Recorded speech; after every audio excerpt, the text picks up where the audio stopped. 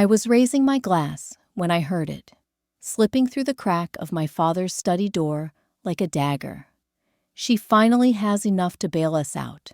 My brother's voice, confident, entitled. The stem of my wine glass snapped in my hand, crystal shattering across the hardwood as red Cabernet bled into the floorboards. My heart froze before my body moved. In one instant, the night changed forever. My name is Ava Carter. I'm 29 years old, a lead designer in Sonoma County, California. For 6 years, I have poured every ounce of energy into my career. Long nights drafting plans, weekends taking freelance work, all for one goal: to save enough money for a cabin tucked in the hills near Yosemite. My dream was simple, honest, a place to call mine. Tonight was supposed to celebrate my promotion, a recognition of those years of sacrifice. Instead, I now realized it was a setup, a carefully staged dinner meant to soften me before the ask. No, not an ask, an expectation. $95,000. The exact figure I had saved, suddenly repurposed by my family as the lifeline for my brother Dominic's latest scheme. A gleaming barrel lounge to plaster his name across the valley. As I crouched to gather shards of broken glass, the smell of Cabernet clung to my clothes, the cut on my palm stinging faintly. But that pain was nothing compared to the one blooming in my chest. Memories surged, bitter and sharp.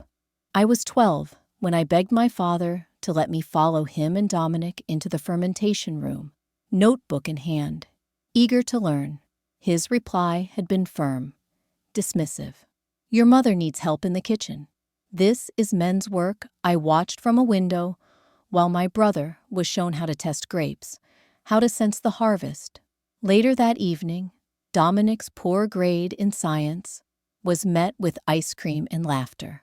My academic award, taped crookedly on the refrigerator, went unnoticed. The injustice of it all had lived inside me for years, dormant but never forgotten. And now, as I pressed my palm against my slacks to stop the bleeding, it roared awake. This dinner wasn't about me. It never had been. It was about Dominic. Again, I walked into the study, my shoes clicking against oak planks soaked in wine. 3 faces turned toward me, my father's eyes narrowing, my mother's smile pasted on, Dominic leaning smugly against the desk. On the polished wood between them lay a folder, neatly typed, stapled at the corner. I stepped closer. The words hit me like a second blow. Draft agreement for Matthew's Barrel Lounge. Below the title was Dominic's name, bold and centered. Mine was nowhere. The truth seared through me. They hadn't planned to include me.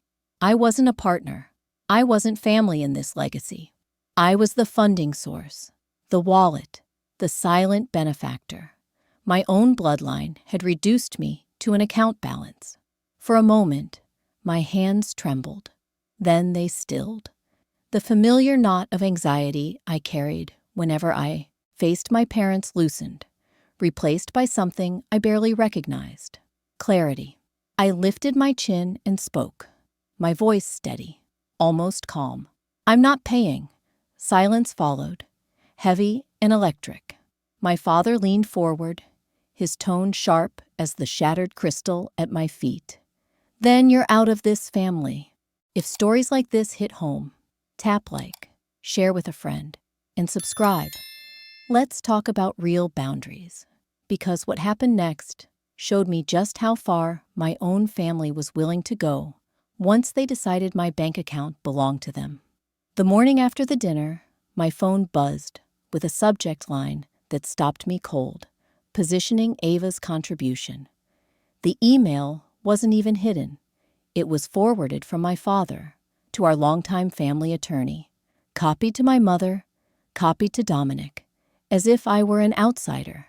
They were politely looping in at the end. I read each line with a sinking stomach. My father's words were crisp, calculated. "We should frame this, not as a request, but as an opportunity. Ava has always been cautious with her money. Too cautious.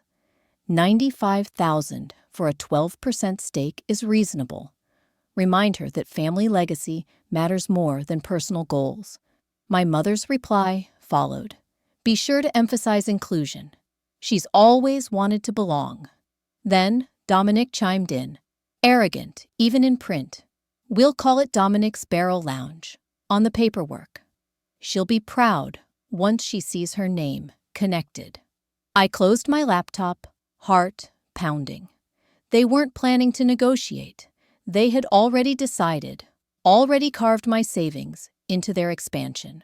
I felt like I had stepped into a courtroom where the verdict was written before I was allowed to testify. 2 days later, the confrontation came.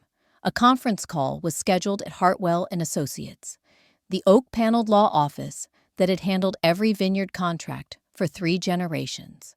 I was invited, of course. Invited as the checkbook. I parked 2 blocks away, engine idling, unable to force myself through those heavy double doors. Instead, I dialed the office line from my car. This is Ava Carter, I said to the receptionist, my voice steadier than I felt. I'll be joining by phone only. A beep, then silence, then the hollow echo of my voice filling their conference room. Clarissa. Sorry, Ava. Darling. My mother's tone slid over the speaker, syrupy sweet. Don't be ridiculous.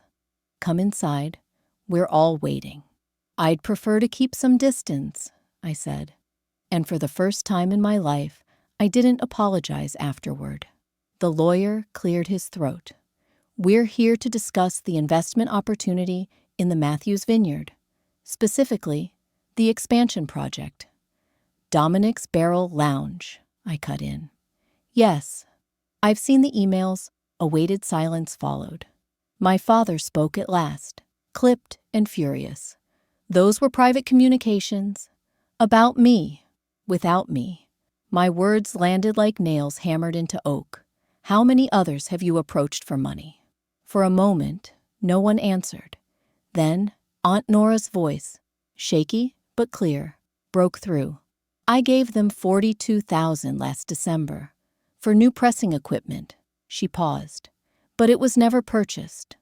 The line went dead quiet, except for the faint scratch of someone shifting in their chair. That was different.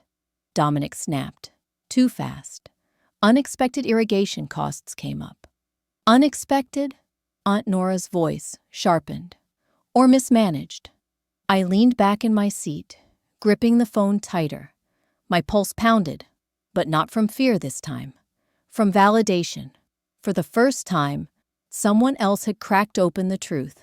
I wasn't crazy, and I wasn't alone. Then my screen lit up with another notification. A new text.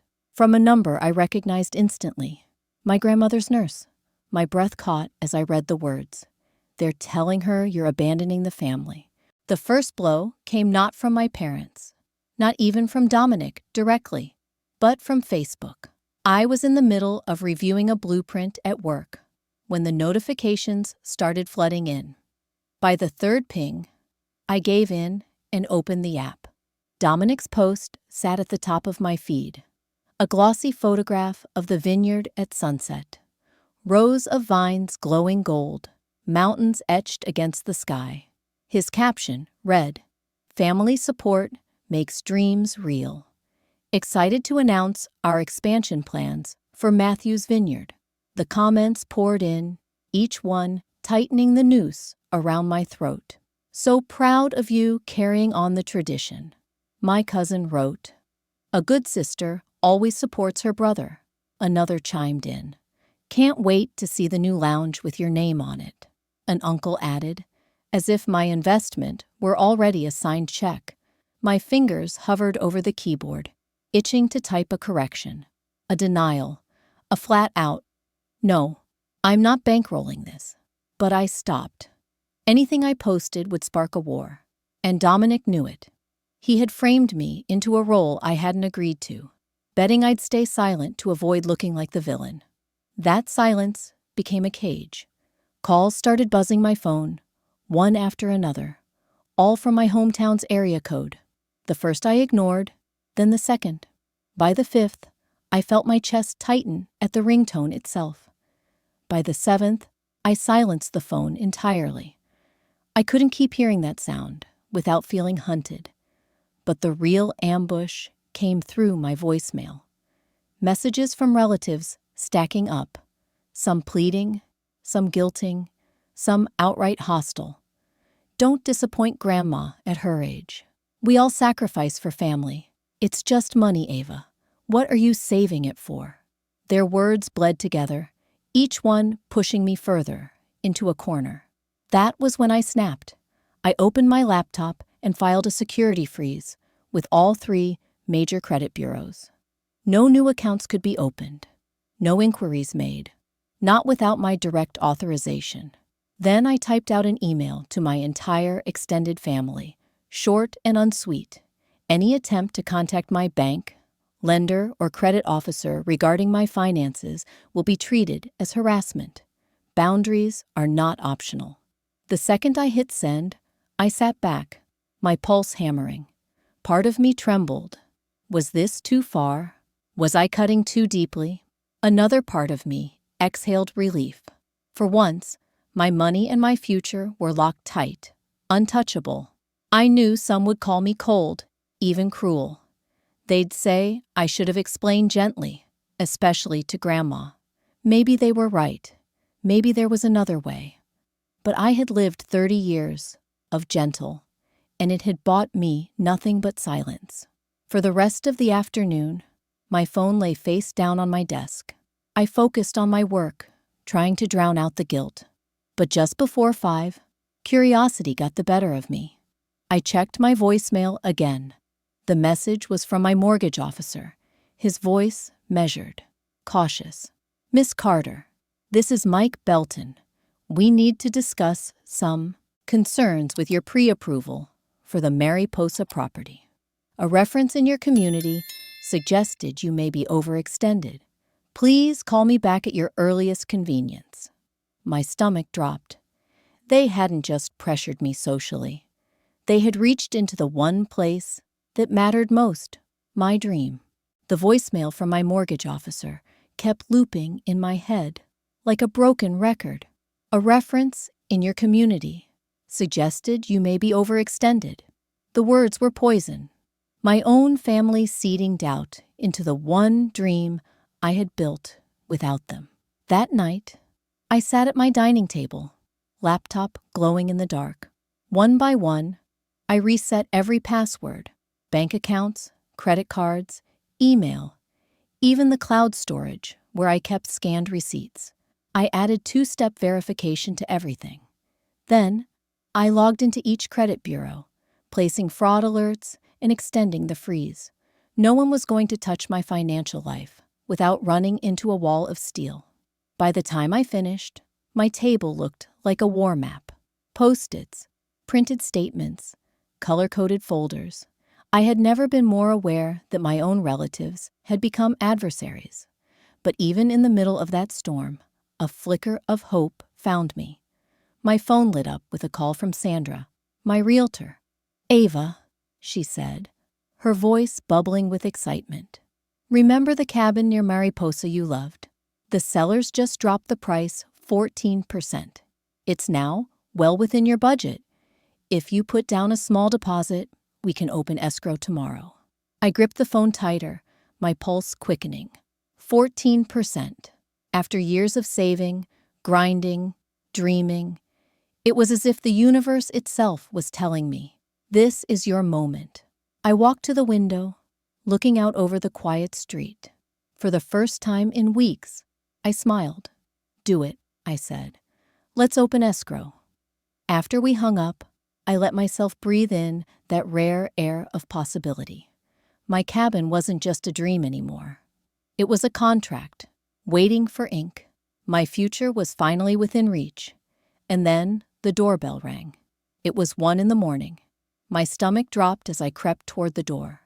Through the peephole, I saw her, my mother, standing in the hallway with a wine bottle cradled like a newborn. I opened the door, no words of welcome leaving my lips. She stepped inside without asking. "Matthews Reserve, 1991, she announced softly, holding up the dark glass. "From the year you were born. We saved it for a special occasion. For your future, the cork still sealed. The label embossed with our family crest. It should have meant pride. Instead, it felt like bait. This is what you'll receive every year if you invest in the family," she continued, placing the bottle on my counter. "Cases of reserve wine. Your name etched on a plaque in the new lounge. Security for your children's future." Her tone was smooth, almost rehearsed, like a sales pitch at midnight. I stared at the bottle, then at her. My voice came out steady, colder than I intended. "Leave it. I'll open it when I sign my deed." Her smile faltered, cracking at the edges. "Don't be dramatic, Ava. This is about legacy." "No," I said. "It's about Dominic." It always has been. For the first time, she didn't argue.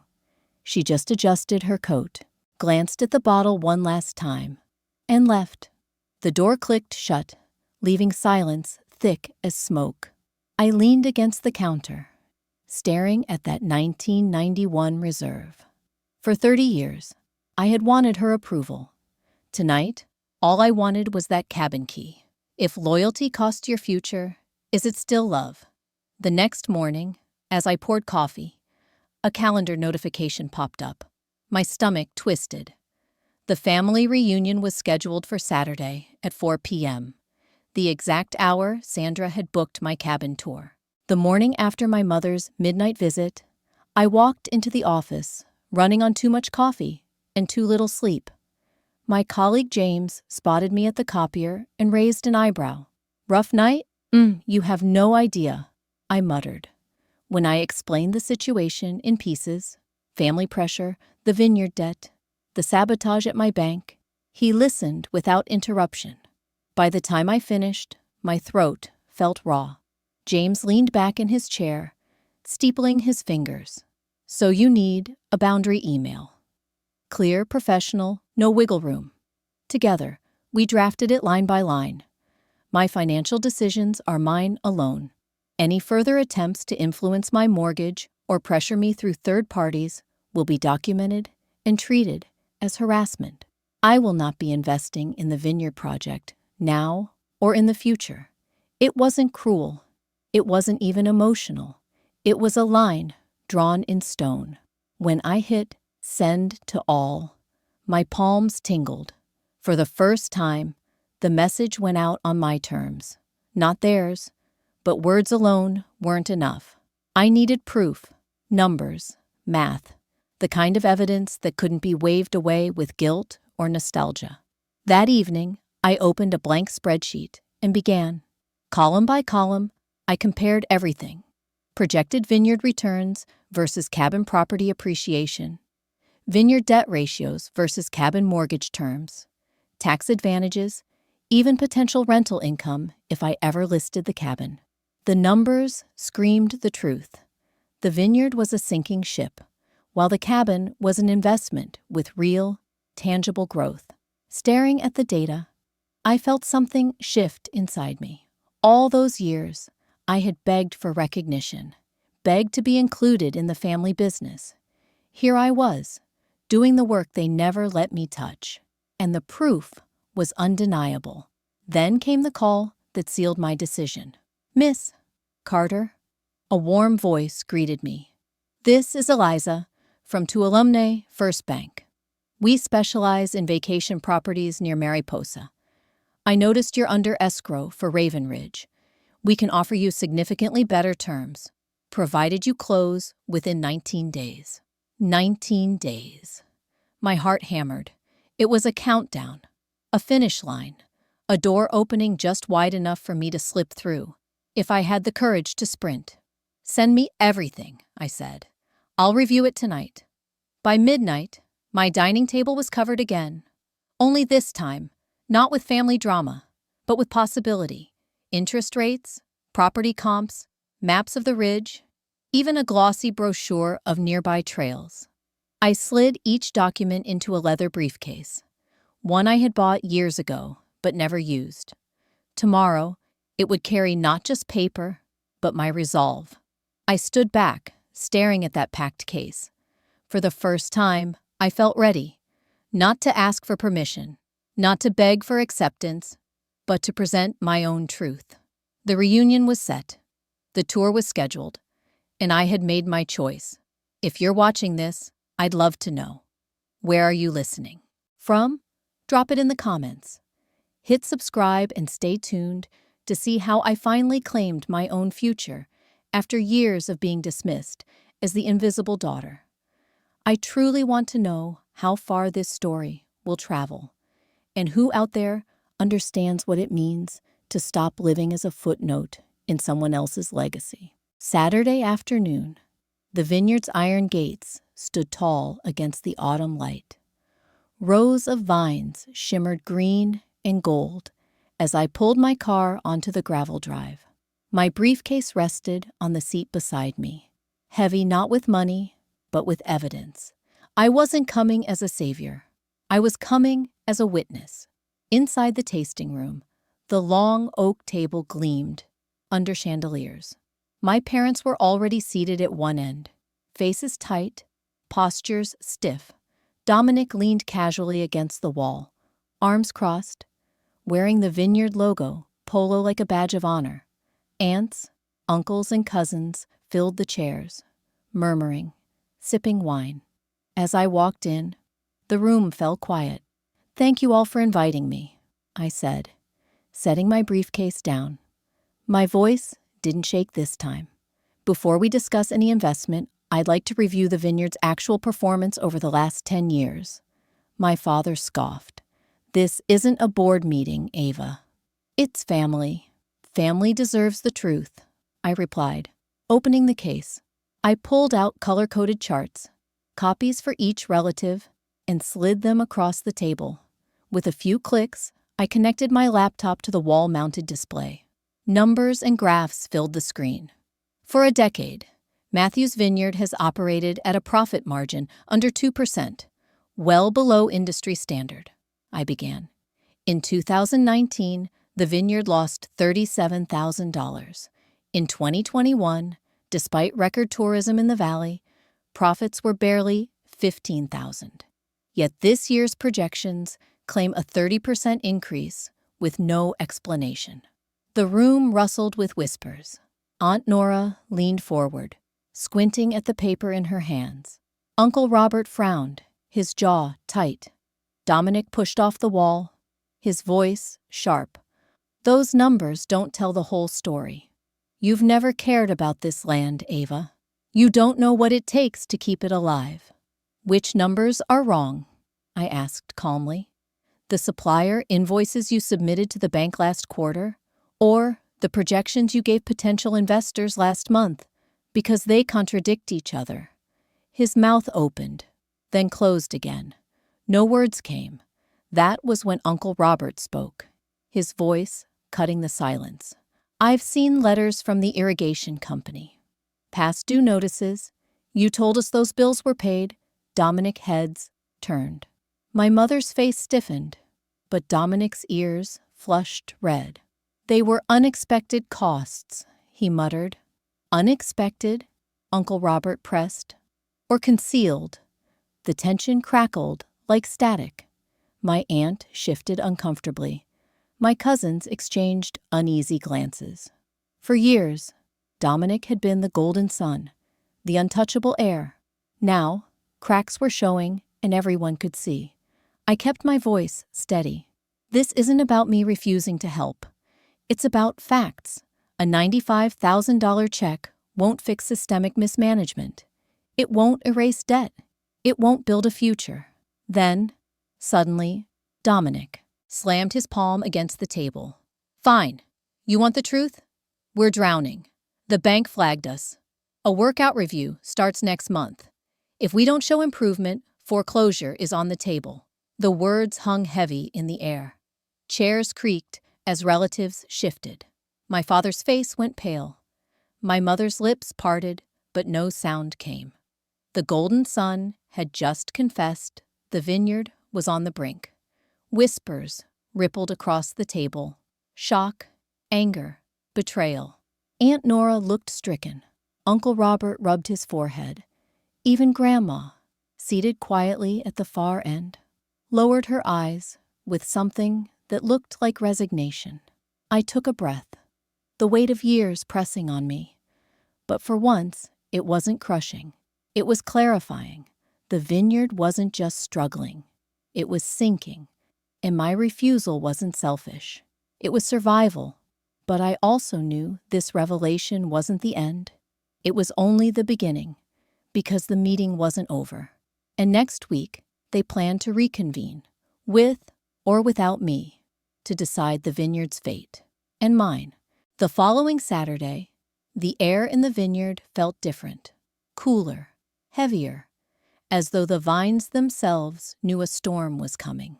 I carried my leather briefcase like armor as I walked into the tasting room, the long oak table gleaming beneath its chandeliers. My parents sat together, stiff-backed, eyes sharp.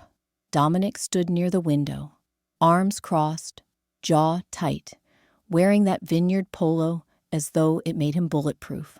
The rest of the family shifted in their chairs, waiting for me to bend. Dad leaned forward, hands clasped. "We've adjusted our offer," he said smoothly. $95,000 for 14% equity. It's generous, Ava. More generous than anyone else is getting Mom's hand landed lightly on my wrist. It means you'll finally have a true stake in the vineyard. Your great-grandfather would be proud. I looked down at her hand, then at the folder they slid across the table. I opened it slowly. The text blurred as I read. Legal language, ownership terms, promises of legacy. But I wasn't here to be bought. I unzipped my briefcase, pulled out a stack of glossy photographs, and laid them gently across the oak. The first showed a rustic A-frame nestled among towering pines. The second, a sweeping mountain vista glowing under sunset. The third, a deed with my name across the top. I already invested, I said. My voice didn't tremble. But not here, not in Dominic's lounge. I bought a cabin, Raven Ridge, near Mariposa, 2 acres. Escrow, open last week. The silence was deafening. My mother's lips parted, her fingers hovering over the photos. "You bought property without telling us?" she whispered. "Just like you discussed my finances without telling me," I replied evenly. "I've invested in my own legacy. One I built myself." My father's face darkened, red rising up his neck. "Selfish," he spat. "Your brother has given everything to this vineyard and asked for more every time," I cut in. Dominic's jaw worked, but before he could respond, I stood and connected my laptop to the wall screen. Charts filled the display. Profit margins, debt ratios, projections. "The truth is simple," I said. "The vineyard cannot survive on one investor. Based on current debt and market trends, it would take at least 5 investors, each contributing $95,000 just to break even in 5 years. Gasps rose around the table. Uncle Robert leaned closer to the screen, his glasses slipping down his nose.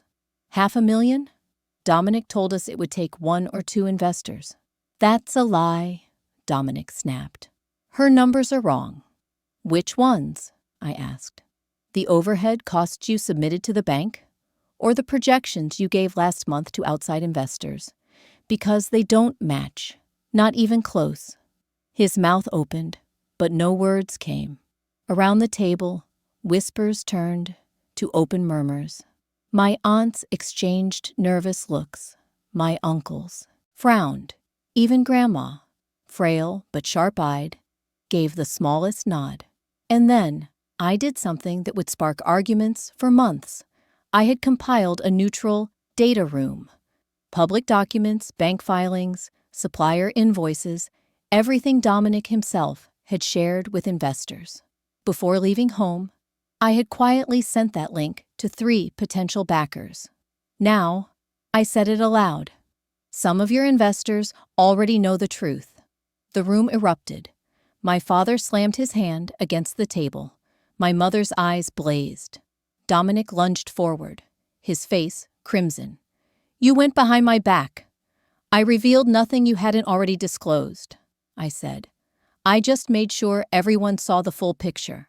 The chaos swelled. Accusations, denials, raised voices. But beneath it all, I felt calm. For the first time in my life, I wasn't their scapegoat. I was their equal, and their reckoning. That night, back in my condo, the city lights shimmered beyond my window. My phone buzzed on the table. Dominic's name lit the screen. I expected anger, but the message was short, unnervingly calm. "We need to talk. New terms. Meet alone." I stared at the words, my heart pounding. Whatever came next, I knew one thing. I would face it on my terms. The message from Dominic burned on my phone for days. "We need to talk. New terms. Meet alone." I never replied. After a lifetime of chasing his approval, I finally understood. I didn't need it. Instead, I drove east, winding along the highway until the mountains rose tall against the sky. Raven Ridge, my ridge. The cabin sat unfinished, but steady, pine trees towering around it like guardians. The realtor handed me the keys to step inside for the first time. Bare floors, empty walls, and the smell of fresh timber greeted me. To anyone else, it was just a structure. To me, it was proof that I could build a future with my own hands, on my own terms. That evening, I poured a glass of water in place of wine and stood on the deck. From here, the valley stretched out endlessly, golden in the fading light. My chest loosened for the first time in years. I was free, not because I had escaped my family, but because I had stopped begging them to define my worth. But freedom didn't mean cruelty. A week later, the family gathered again at the Vineyard. I arrived without hesitation, carrying not money, but a proposal. As I set my briefcase on the table, eyes turned sharp with expectation, suspicion, even resentment. "I'm not investing in the Vineyard," I began, voice steady. "But I do care about what happens to this land.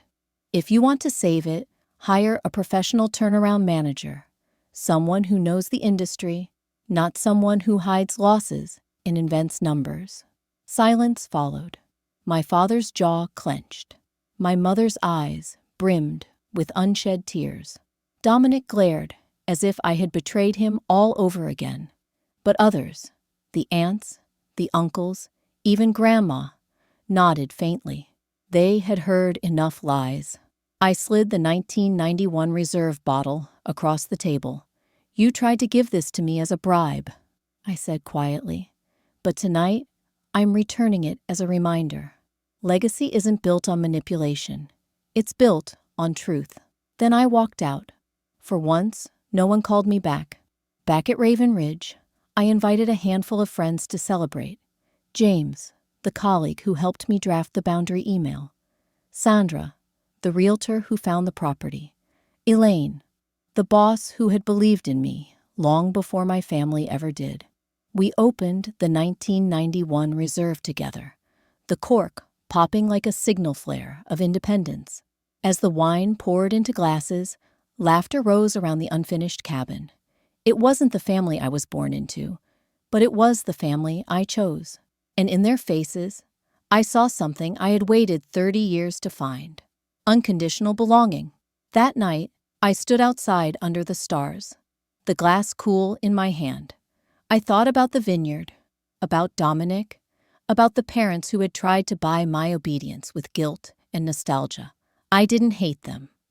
I just didn't need them to define me anymore. I had finally stepped out of their shadow and into my own light. Because in the end, family loyalty without respect is just captivity. And choosing yourself isn't betrayal. It's survival. If loyalty costs your future, is it still love? Or is it time to draw a line, not in anger, but in hope that one day, even those who betrayed you might understand? Love without respect is hollow. Real family, whether by blood or by choice, honors boundaries, values your independence, and celebrates your growth. Holding on to hatred only prolongs the wound, but building your own path turns pain into freedom. Forgiveness may come in time, but dignity cannot wait.